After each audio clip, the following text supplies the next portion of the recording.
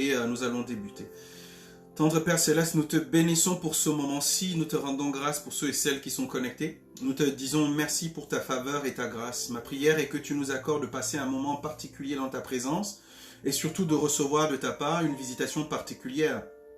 Saint-Esprit, merci d'instruire les cœurs de ta parole. Nous avons besoin de vivre le genre de foi que toi tu démontres, le genre de foi que tu exerces pour manifester les choses invisibles, pour amener à l'existence ce qui n'existe pas. Nous avons besoin de monter au niveau et au diapason divin afin d'expérimenter ce genre de foi. Merci de nous accorder la compréhension claire des Écritures ce soir, au nom puissant et glorieux de Jésus. Nous voulons commander à toute forme de doute, toute forme d'incrédulité de quitter les cœurs, d'incompréhension de quitter les cœurs, mais nous voulons prier que les cœurs soient enseignables et disposés à recevoir de ta part. Au nom de Jésus-Christ. Amen. Que le Seigneur vous bénisse grandement. Comme je le disais, tantôt nous allons débuter tous ensemble. Je voudrais vous rassurer ce soir, je vais vraiment faire ce à quoi Dieu m'appelle de manière particulière. Moi particulièrement, je suis appelé à l'enseignement de la parole. C'est-à-dire, quand on parle d'un thème comme celui-ci, il faut vraiment aller dans les Écritures et point par point détailler les choses. Et nous allons mettre en perspective les choses pour que les gens comprennent, pour que vous compreniez. Donc, ce que je vais faire ce soir, vraiment, je voudrais que vous ayez de quoi noter. Je voudrais vraiment que vous ayez votre Bible à côté de vous, parce que nous allons donner certaines références bibliques. On va les lire ensemble. Il y a ce soir certaines choses qui vont tomber. On va casser certaines compréhensions de choses. On va enlever certaines mauvaises compréhensions, mauvaises manières de percevoir les choses. On va les briser ce soir dans les cœurs, dans les vies, parce que c'est utile que pour changer, pour grandir, shalom à la sœur Pauline, pour grandir, nous avons besoin, on a besoin d'enlever certaines choses et d'adopter un nouveau système de compréhension ou un nouveau système de raisonnement. Surtout en ce qui concerne la foi. Parce que si au niveau de votre foi, vous ne changez pas de manière de comprendre, il y a des choses que vous ne pouvez pas recevoir.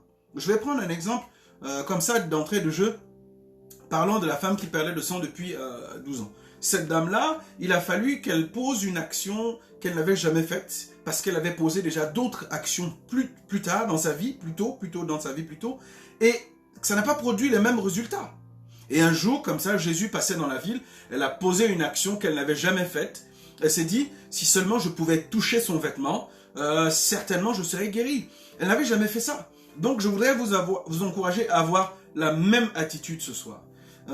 Pensez et soyez prêts à faire des choses que vous n'avez jamais fait. Soyez prêts à comprendre et à accepter les choses que vous n'aviez pas compris auparavant. Et je crois que les Écritures vont nous aider à comprendre cela et avancer dans ce thème. Il s'agit d'expérimenter le genre de foi de Dieu. Le genre de foi de Dieu. C'est de ça qu'il est question. Seigneur, merci de diriger ces instants et nous entrons dans ta parole. La première chose que je voudrais, bien sûr, comme je le disais, c'est allons dans les Saintes Écritures et nous allons commencer avec le passage de Hébreux chapitre 11. Hébreux chapitre 11 à partir du verset 1. Vous voulez commencer là. Hébreux 11 à partir du verset 1. Les Écritures déclarent ceci. Hébreux 11 à partir du premier verset. Or la foi, c'est l'assurance des choses qu'on espère. Notez bien ces éléments. Or la foi, c'est l'assurance des choses qu'on espère. Shalom à la sœur Véronique depuis Angers. La foi, c'est l'assurance des choses qu'on espère, la démonstration de celles qu'on ne voit pas. Je voudrais que vous notez ces deux éléments. C'est l'assurance des choses qu'on espère et c'est la démonstration de celles qu'on ne voit pas. Certaines versions nous parlent de substance et d'évidence. Je voudrais également que vous notez ces deux éléments.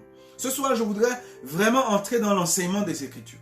Je ne voudrais pas juste prêcher, mais je voudrais entrer dans le détail des Écritures. Et c'est pour ça que je disais que ce serait très technique aujourd'hui.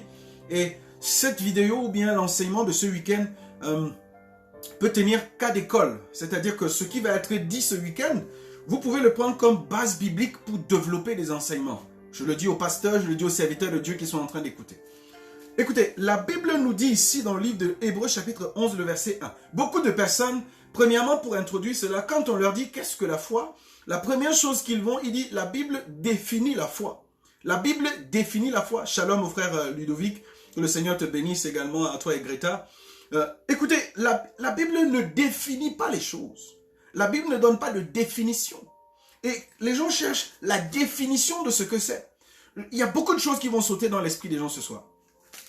Hébreux chapitre 11 n'est pas une définition, mais met simplement certaines choses en évidence. met certaines choses en évidence tout simplement.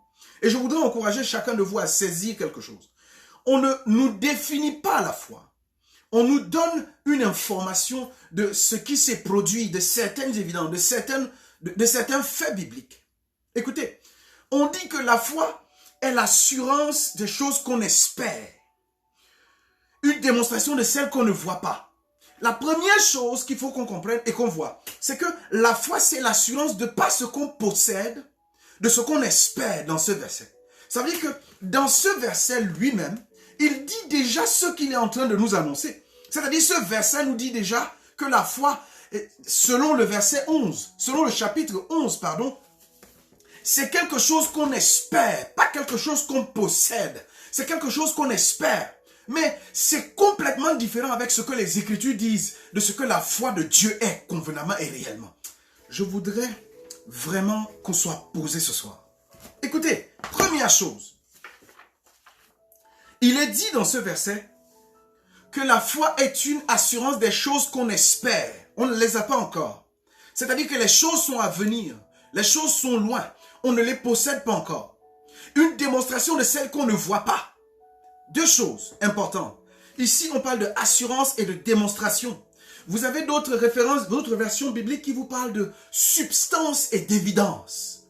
Quand on parle de substance, c'est-à-dire qu'on a quelque chose de palpable, on a quelque chose de physique, c'est une évidence. On a quelque chose de visible qui témoigne de ce qui est invisible. Quand on parle de substance, c'est parce qu'on a quelque chose qui est comme un remplaçant, quelque chose qui est matériel qu'on peut toucher, qui représente ce qui est futur. Je voudrais que vous me suiviez très bien ce soir. Si quelqu'un ne me suit pas, revenez prendre l'enseignement et suivez posément après. Les choses que nous allons dire aujourd'hui, certains serviteurs de Dieu vont peut-être dire que je suis en train de dire des choses qui sont hors bibliques. Mais je voudrais qu'on aille dans les Écritures pour prendre cette information-là. Je ne veux pas vous enseigner le genre de foi de l'Ancien Testament. Parce que ce qui se trouve dans Hébreux chapitre 11, c'est la foi de l'Ancien Testament. Je voudrais aller directement. De quoi il est question? Hébreux chapitre 10, le verset 38. Et je voudrais vous donner un petit conseil. Quand vous lisez les Écritures, quand vous lisez la Bible, prenez le chapitre que vous êtes en train de lire.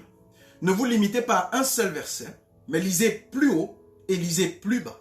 Pour comprendre le sens de ce qui est dit en Hébreux 11, 1 et la suite, lisons Hébreux 10, 38 à 39. Écoutez attentivement. 10, 38 à 39. Les Écritures disent ceci. « Et mon juste vivra par la foi. Mais s'il se retire, mon âme ne prend pas plaisir à lui. Quant à nous, écoutez, le verset 38 nous donne déjà de quel genre de foi on est en train de parler ici. Le verset 38 nous dit ceci. Le juste vit par la foi. S'il se retire, mon âme ne prend pas plaisir en lui. Je voudrais déjà premièrement qu'on pose cela en contexte et qu'on dise que quand quelqu'un a donné sa vie à Jésus, quand quelqu'un est dans la nouvelle alliance, quand quelqu'un est rentré en relation avec Jésus, il n'y a pas de possibilité qu'il rentre en arrière. Ça veut dire que cette référence, ce verset biblique ne concerne pas un chrétien né de nouveau. Ce verset biblique ne te concerne pas dans le sens où elle dit que si tu te retires de la foi, il se retire de toi. Parce que tu ne peux pas te retirer de Jésus. Ça veut dire que ce verset concernait d'autres personnes. C'était dit dans un contexte différent. Je voudrais que vous me suiviez très bien ce soir. Le verset 38. Et mon juste vivra par la foi. Mais s'il se retire, celui que Dieu a justifié ne peut pas se retirer de la justice de Dieu.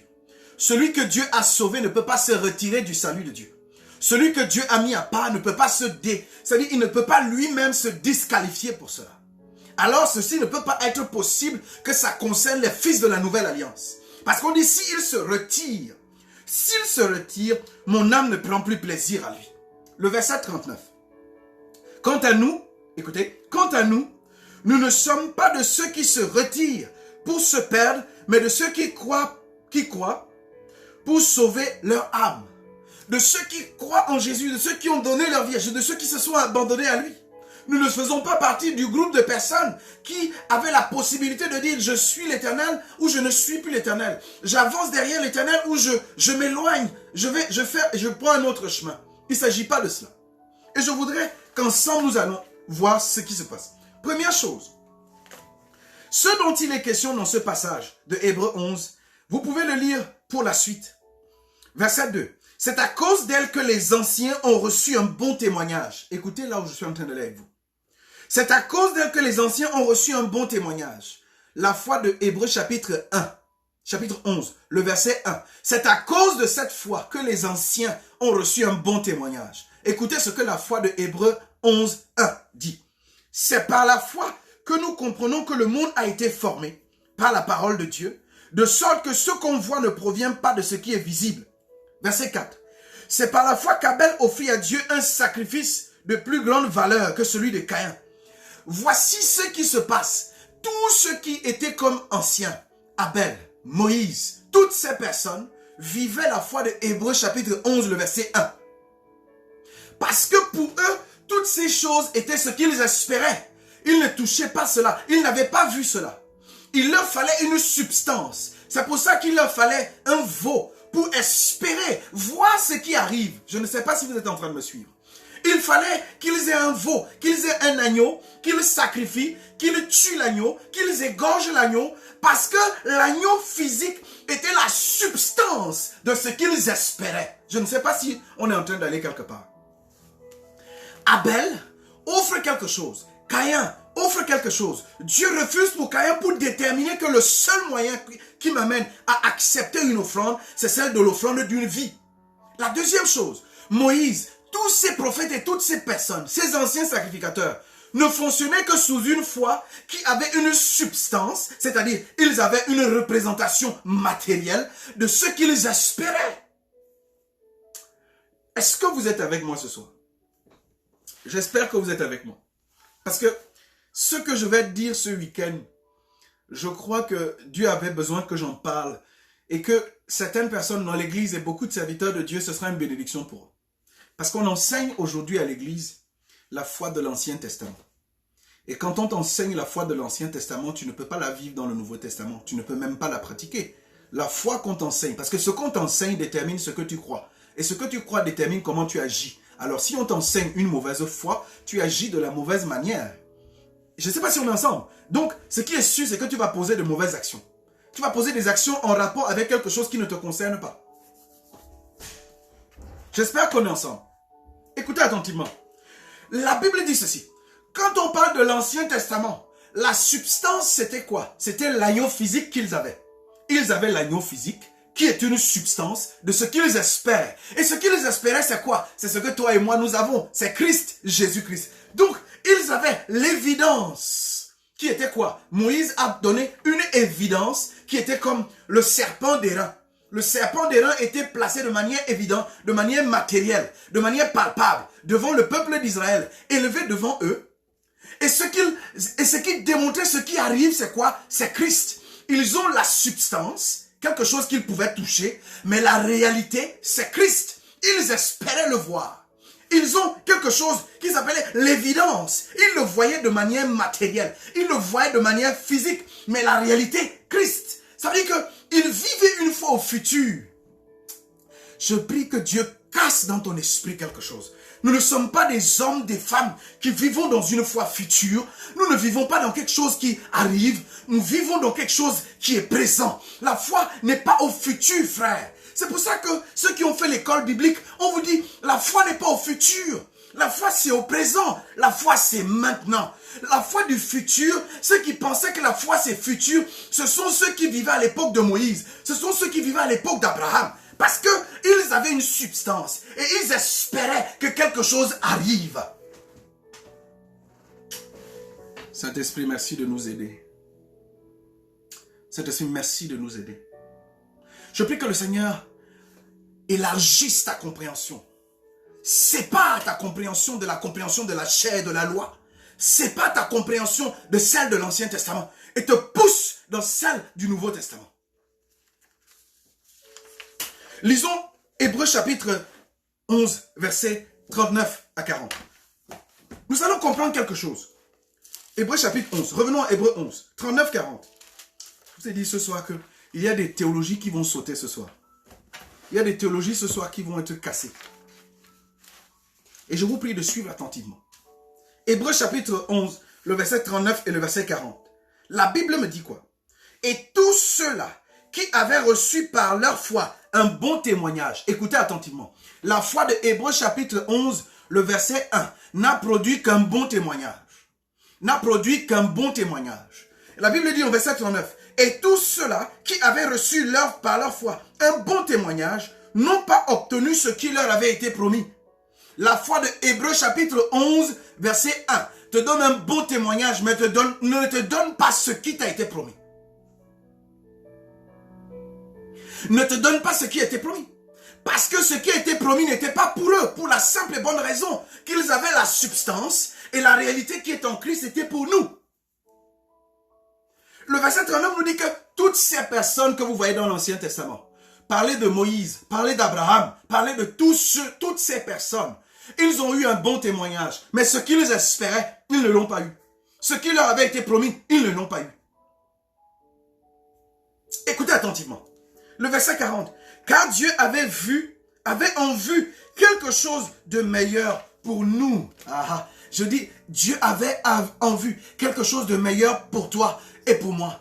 Ce qui avait été promis à ces personnes, ils ne l'ont pas reçu. Parce que pour leur temps, pour leur époque, la définition, la compréhension qu'ils avaient de la foi, c'était que c'est une assurance des choses qu'on espère. Il ne s'agissait pas des choses qu'on possède. Il ne s'agissait pas des choses qu'on a reçues en Christ, par Christ. Des choses qui vivent en nous, qui résident en nous, qu'on a déjà reçues, qu'on a acquis par le sang de Christ, par la croix. Non, pour eux c'était une espérance.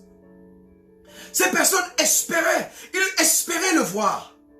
C'est pour cela qu'ils restaient dans la substance. Ils posaient des actions. Ils pensaient qu'il fallait payer pour recevoir. Ils espéraient que ce qu'ils posaient comme action allait leur donner le résultat escompté. Mais le verset 40 nous dit que ces personnes ont reçu une seule chose, un bon témoignage. Ce qu'ils attendaient de Dieu, ils ne l'ont pas reçu. Le verset 40 nous dit pourquoi? Parce que Dieu avait quelque chose de meilleur pour nous. Parce que Dieu avait en vue quelque chose de meilleur pour nous. Afin qu'ils ne parviennent pas sans nous à la perfection. Nous sommes arrivés à l'époque où nous devons manifester le genre de foi de Dieu. Je ne sais pas si tu saisis ce que je suis en train de te dire. Il fallait que nous soyons arrivés à cette époque. Il fallait que Christ arrive. Il fallait que Christ meure. Moïse ne pouvait pas arriver à la perfection de la foi. Abraham ne pouvait pas arriver à la perfection de la foi. Abel ne pouvait pas arriver à la perfection de la foi parce que Dieu préparait que nous soyons là. Il ne pouvait pas arriver à la perfection sans nous. Impossible d'arriver à la perfection de la foi sans Christ. Est-ce que vous me saisissez? Est-ce que vous me comprenez? Je prie le Seigneur qu'il ouvre une compréhension, une pensée dans un cœur ce soir. Qu'il te donne de saisir la pensée de Dieu ce soir. La perfection de la foi. La perfection de la foi. La perfection. Revenons à Hébreux chapitre 11, le verset 3. Je vais lire le verset 2. C'est à cause d'elle que les anciens ont reçu un bon témoignage. Même chose qu'au verset 40. C'est un bon témoignage qu'ils ont reçu. C'est tout ce qu'ils ont reçu de Dieu. Mais la réalité et la vérité et la perfection de la foi, c'était pour toi et c'était pour moi. Dieu a voulu que cela soit ainsi. Dieu a voulu que cela soit ainsi. Je voulais qu'on lise Hébreux chapitre 12. Hébreux chapitre 12. Ce sont les Écritures qui s'expliquent elles-mêmes. Je vous dis que la Bible, c'est un tout. On ne prend pas un verset pour l'expliquer et se baser dessus pour faire un enseignement. La Bible, c'est un tout. Hébreux chapitre 12. Hébreux chapitre 12, le verset 1 et le verset 2. Nous donc aussi, puisque nous sommes environnés d'une si grande nuée de témoins, rejetons tout fardeau et le péché qui nous enveloppe si facilement et courons avec... Écoutez, et courons comment? Rejetons tout fardeau et le péché qui nous enveloppe si facilement et courons avec persévérance l'épreuve qui nous est proposée. Verset 2. Les yeux fixés sur Jésus. Je le dis aux chrétiens aujourd'hui. Les yeux fixés sur Jésus. Hébreux chapitre 12, le verset 1 et le verset 2, ce que nous lisons maintenant. Les yeux fixés sur Jésus. Qui est quoi? Qui est l'auteur de la foi et qui l'amène à la perfection. Ce n'est donc pas possible que ceux qui ont expérimenté, qui ont vécu Hébreux 11, 1, vivent la perfection de la foi. Ce n'est donc pas possible qu'on se base dessus pour enseigner à l'Église, pour leur dire que votre foi doit dépendre de Hébreux 11, 1. Parce qu'en Hébreux 11, 1, il s'agit de substance, quelque chose qu'on tient, qui est une représentation de ce qu'on espère. Quand il s'agit d'évidence, il s'agit d'une représentation physique de ce qu'on ne voit pas. On ne peut pas l'enseigner à l'Église. L'Église risquerait de devenir idolâtre. Elle va se faire des images. Elle va se faire des représentations en espérant, en image de ce qui va se produire demain. C'est pour cela qu'elle va se faire des images de Jésus. Elle va se faire des images du royaume des cieux. Il ne s'agit pas de cela. Je voudrais encourager l'Église et encourager les chrétiens. Et vous dire, les yeux fixés sur Jésus qui est quoi? Il est l'auteur et le finisseur. Ça veut dire qu'avant Jésus, il n'y a pas la foi. Ou bien c'est une foi qui est mineure. Une foi dont on ne doit pas nous appliquer aujourd'hui. Avant Jésus, la foi n'existe pas. Il en est l'auteur et le finisseur. Il en est l'auteur et le finisseur. Il l'a commencé, il l'a terminé. Je ne sais pas si je suis en train de parler à quelqu'un. C'est en Jésus que se trouve la foi. Il la commence, il finit toutes choses. Il la crée et il achève toutes choses. Il débute et il accomplit toutes choses. C'est sur Jésus que nous devons rester focalisés. Ce n'est pas sur la substance. Quand on te dit même, la foi, c'est la substance des choses que tu espères. Quelqu'un dit Amen, Amen, Amen, Amen. Mais cela ne s'assoit pas dans ton cœur pour la simple et bonne raison que la foi aujourd'hui dans le Nouveau Testament nous dit que nous ne devons pas avoir des substances matérielles, des choses représentatives de la divinité, des choses représentatives du futur. Elles nous empêchent d'avoir des idoles. Oui, ce n'est pas biblique. Nous ne devons pas avoir des idoles. Alors si on te dit que la foi est une substance, une évidence, des choses que tu espères. Tu dis oui, j'espère, mais tu n'as rien d'évident dans ta main. Parce que c'était ça la définition qu'ils avaient dans l'Ancien Testament. Ils avaient quelque chose dans la main parce qu'ils n'avaient pas la réalité. Ils avaient l'agneau dans la main parce qu'ils n'avaient pas l'agneau immolé, l'agneau permanent, l'agneau parfait. Ils avaient le serpent d'airain dans le désert parce que la croix n'avait pas encore été élevée. Eux, ils pouvaient parler d'espérance. Eux, ils pouvaient parler de substance en attendant ce qu'ils espèrent. Eux, ils pouvaient parler d'évidence pour les démontrer ce qu'ils ne voyaient pas encore. Mais toi, Christ est arrivé. Christ a vécu. Christ a marché. Christ a manifesté la gloire. Christ a démontré la puissance. Christ a dit tout est accompli. Christ a dit en moi tout est accompli. En lui habite corporellement toute la plénitude de la divinité. Tu n'as plus besoin d'espérer quelque chose. Christ en toi, espérons, c'est déjà en toi. Ça vit en toi.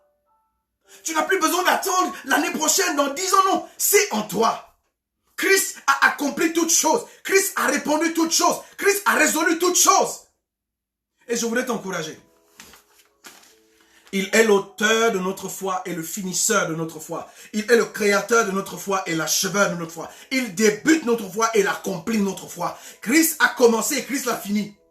Il a tout accompli dans la foi. Sans Christ, il n'y a pas la foi. Certaines personnes disent, mais quelqu'un l'écrivait tout à l'heure, celui qui ne vit pas par la foi n'est pas agréable à Dieu, oui. Mais si tu n'as pas Christ, tu ne plais pas à Dieu. Est-ce que vous ignorez ça? Ça veut dire que si tu n'as pas Christ, tu ne plais pas à Dieu. La seule personne qui a plu à Dieu à cause de sa personne, ni à cause d'un acte qu'elle a posé, ni à cause d'une chose qu'elle a faite, c'est Jésus-Christ de Nazareth. Il est juste arrivé sur la terre. Il est juste sorti des eaux du baptême. La Bible a dit que voici mon fils en qui j'ai mis toute mon affection. C'est lui, il a plu à Dieu sans rien faire. Il plaît à Dieu. Et toi aujourd'hui, tu veux plaire à Dieu par une foi de l'Ancien Testament, sans te démontrer, sans t'affilier, sans t'aligner derrière Christ, sans te mettre derrière Christ.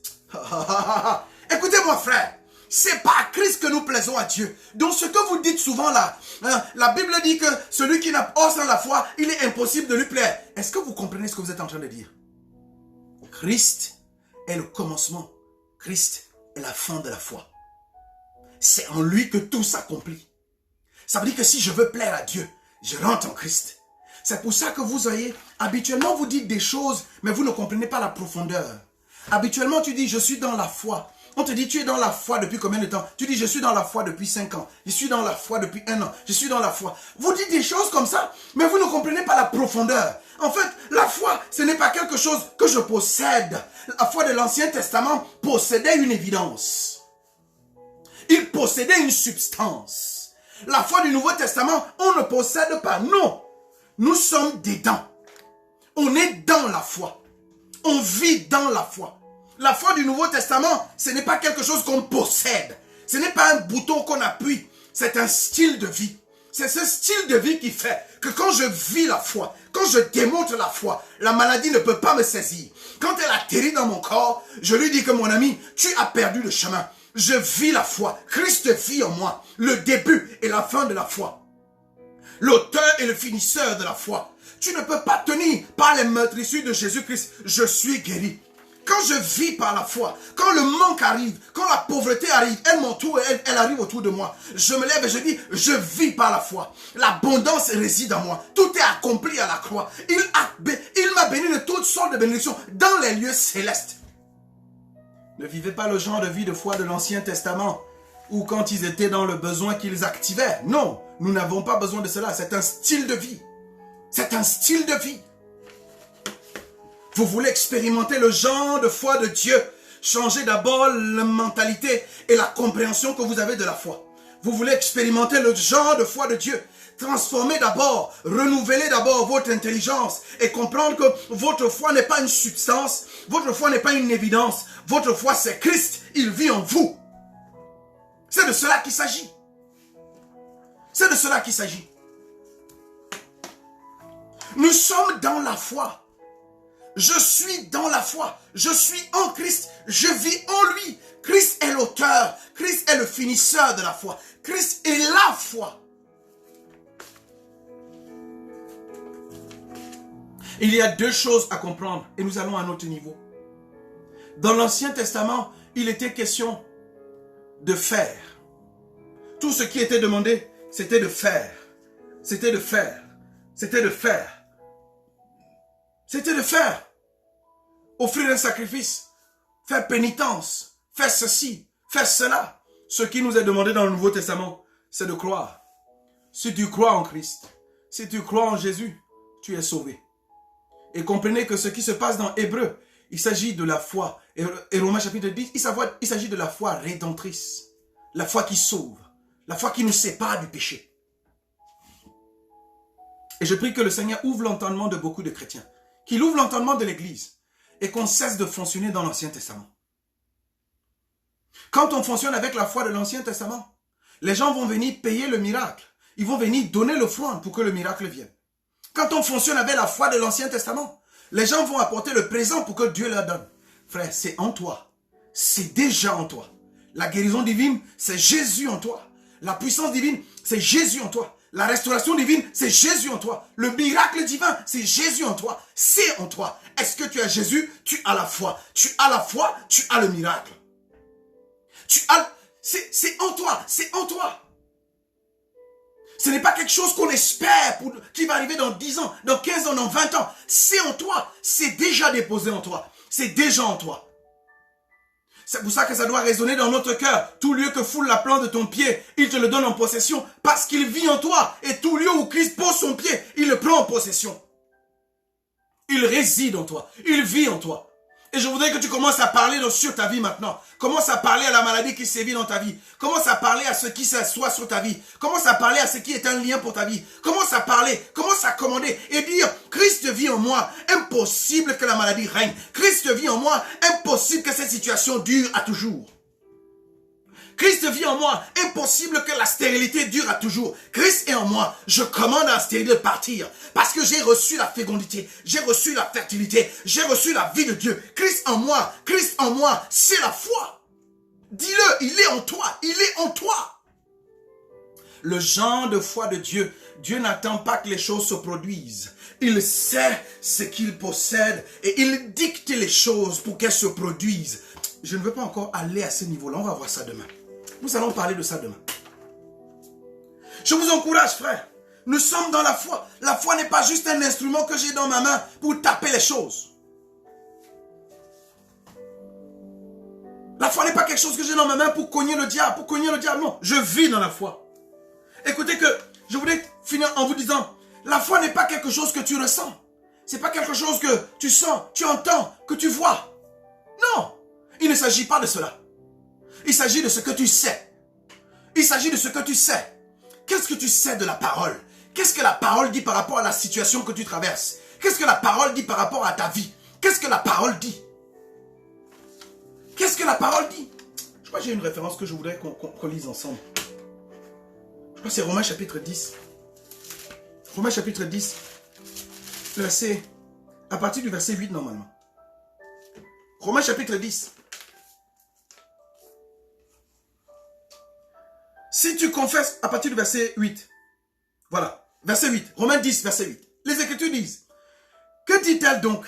La parole est près de toi, dans ta bouche, dans ton cœur. Or, c'est la parole de la foi que nous prêchons. Quand on parle de la parole de la foi, c'est la même référence avec Romains chapitre 10, verset 17, qui dit que la foi vient de ce qu'on entend et ce qu'on entend vient de la parole de Christ. Il s'agit du message de Christ, de la parole de Christ. Romains chapitre 1 nous dit que au commencement était la parole. Elle était avec Dieu et elle était Dieu. Elle est devenue chair. Christ, c'est le message. Jésus, c'est la parole. Je reçois la parole, j'ai la foi, la capacité de dire ce que Dieu veut manifester, la capacité d'accomplir le projet de Dieu dans ma vie et autour de moi. Oh Saint-Esprit de Dieu, aide-nous. Aide l'Église à comprendre cela. Il ne s'agit pas d'un sentiment. Il ne s'agit pas d'une sensation. Il ne s'agit pas de ça.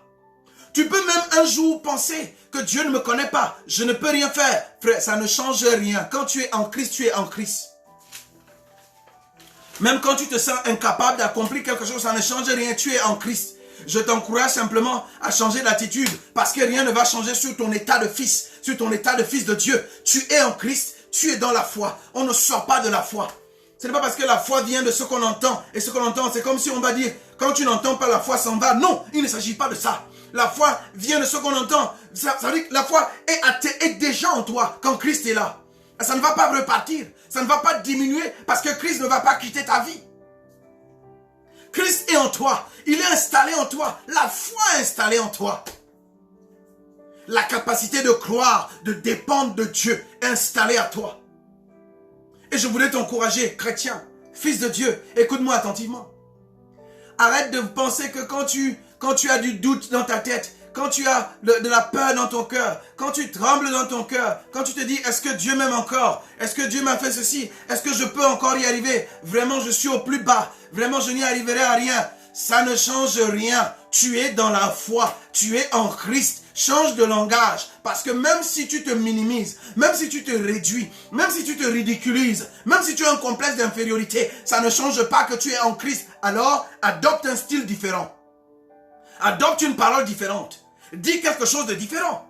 Arrête simplement de t'apitoyer sur toi-même et déclare des paroles qui viennent de la Bible. Parce que c'est la parole qui se manifeste. C'est la parole qui agit. Christ a tout accompli. Il est l'auteur et le finisseur de la foi. Il est l'auteur et le finisseur de la foi. Il a commencé et il a fini la foi. Ça veut dire que si je veux vivre le genre de foi de Dieu, j'ai un seul exemple, Jésus-Christ de Nazareth. Je vois comment il a commencé et je vois comment il a fini. Si vous êtes en Christ, frère, vous êtes dans la foi. En Christ, la foi n'est pas un instrument. Peu importe tes sentiments et tes sensations. Et la foi ne dépend pas de ce que tu sens, de ce que tu vois. Elle dépend de ce que tu sais. Je vais prendre un exemple. Regardez quand les pilotes sont dans les airs. Ils sont à 10 000 mètres d'altitude. Ils ne voient rien sur la terre. Ces personnes ne voient rien.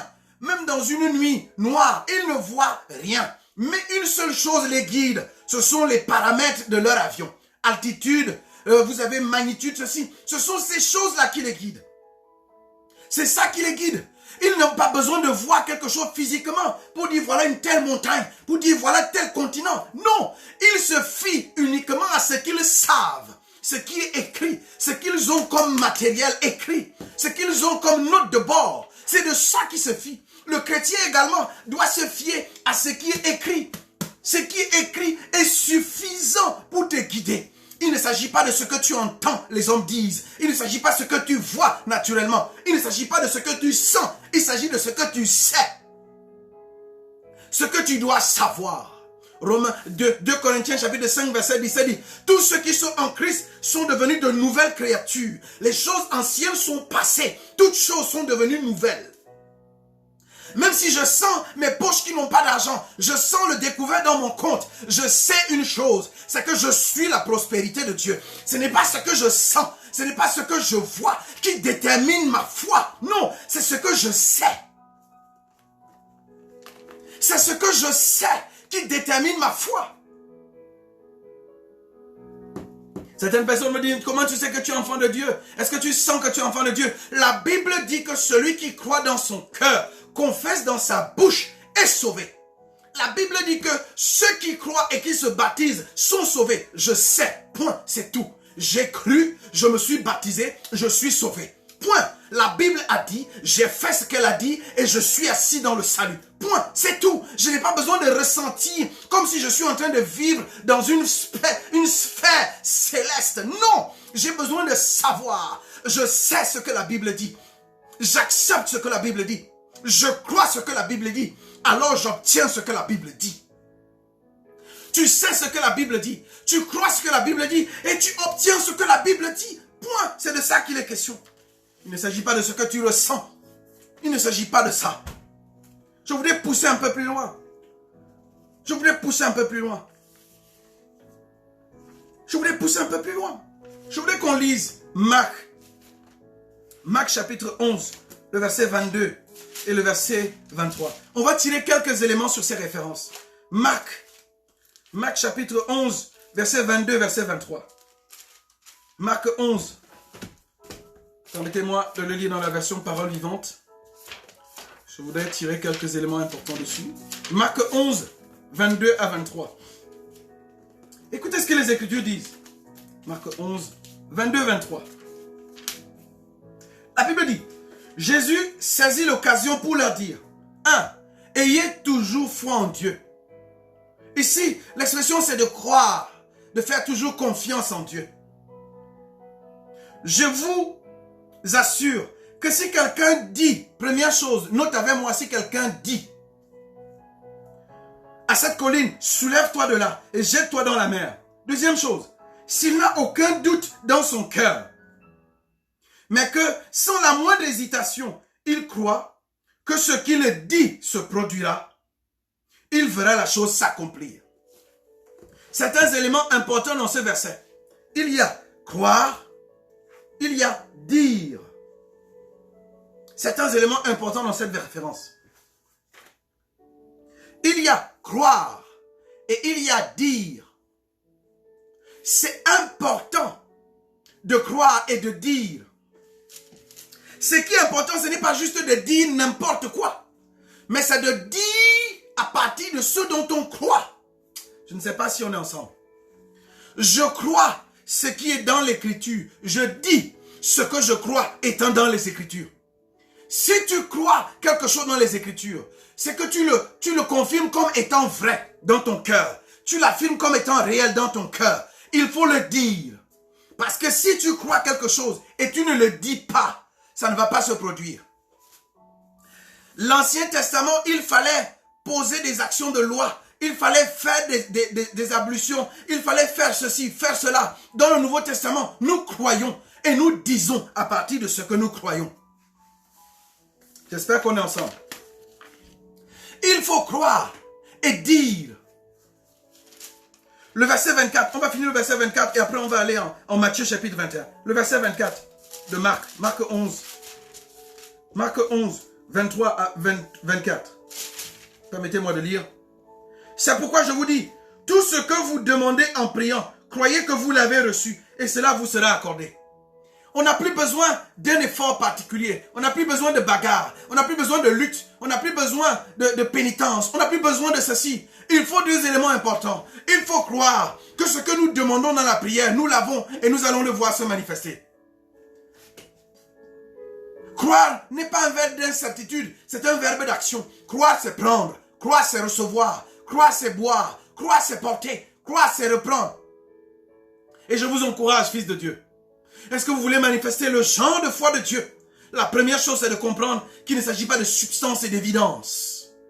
Non, il ne s'agit pas de ça. Il s'agit de ce que tu sais qui est déjà en toi. Ce n'est pas quelque chose de futur, c'est déjà en toi. Ça réside en toi. Christ a accompli la totalité. Il a tout fait. Il est en toi. Il possède toutes choses en toi. Alors quand tu lui parles, parle avec confiance. Parle en croyant parce qu'il est en toi. La provision est en toi. Ce qui est nécessaire à ta guérison est en toi. Ce qui est nécessaire à ta vie est en toi. En prophétisant, le Salomon disait que garde ton cœur plus que toute autre chose parce que de lui viennent les issues de la vie. Le verset qui est au-dessus de celui-là dit qu'il y a la parole dans ton cœur. C'était une prophétie par rapport à nous, à notre vie. Si Christ est en moi, je dois faire attention aux issues de mon cœur. Faire attention aux doutes. Faire attention à comment je m'inquiète. Faire attention à l'incrédulité. Parce que l'incrédulité, on va le voir peut-être demain, c'est un des éléments utilisés par le diable pour limiter l'action de la foi dans notre cœur. Croire et dire quelque chose à partir de ce que tu crois sont des éléments importants que nous, dans la foi du Nouveau Testament, nous devons assimiler. Matthieu chapitre 21, lisons le verset 21. Matthieu 21, le verset 21.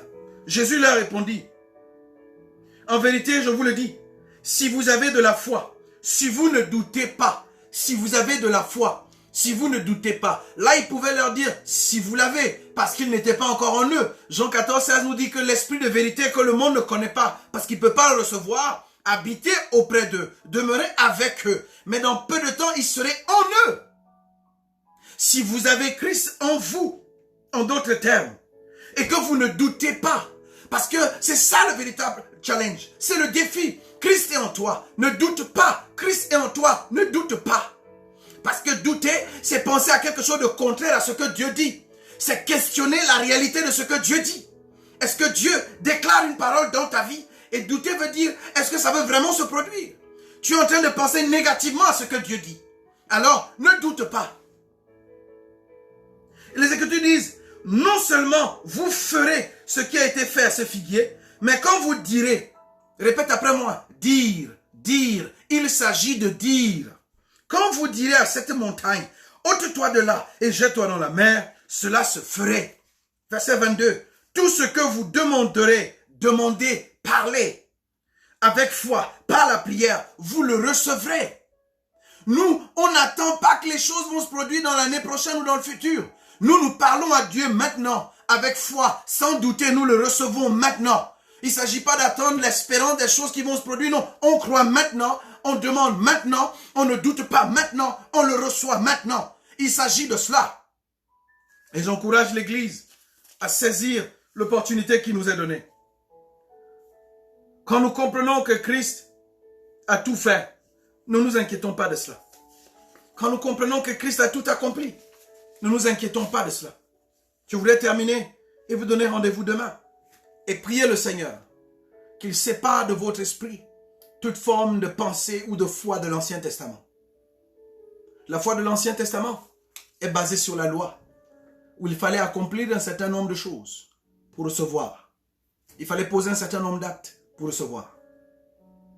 Celle du Nouveau Testament, c'est un verbe d'action dans le sens de croire et de manifester déjà une action comme étant positionnée au lieu où on veut aller, au lieu où on veut manifester Dieu. Croire et dire quelque chose en fonction de ce qu'on croit. Je prie le Seigneur que votre esprit soit ouvert et capable de saisir la profondeur de ces paroles. Je prie le Seigneur et je prophétise que toutes les déceptions que vous avez pu avoir par une foi erronée, que vous en soyez complètement séparés au nom de Jésus. Que cela cesse et que désormais vous croyez en Dieu, vous vous attendez en Dieu et que Dieu opère dans votre vie ce que vous attendez. Il ne s'agit pas de futur, mais il s'agit de croire maintenant, de ne pas douter et de le voir se manifester. Je prie au nom de Jésus que vous soyez séparés de toute forme de non-exaucement, de toute forme de déception, au nom de Jésus-Christ de Nazareth. Je prie le Seigneur qu'il élargisse votre entendement et votre compréhension et que dans vos affaires, que dans vos projets, que dans vos maisons, que dans vos familles, que dans chacune de vos activités, que vous expérimentez le genre de foi de Dieu. Pas le genre de foi d'Abel, pas le genre de foi de Moïse, pas le genre de foi de l'Ancien Testament, mais le genre de foi de Dieu. Christ est l'auteur de cette foi, Christ est le finisseur de cette foi, Christ est le début de cette foi, et Christ est l'accomplisseur de cette foi. Tout est accompli.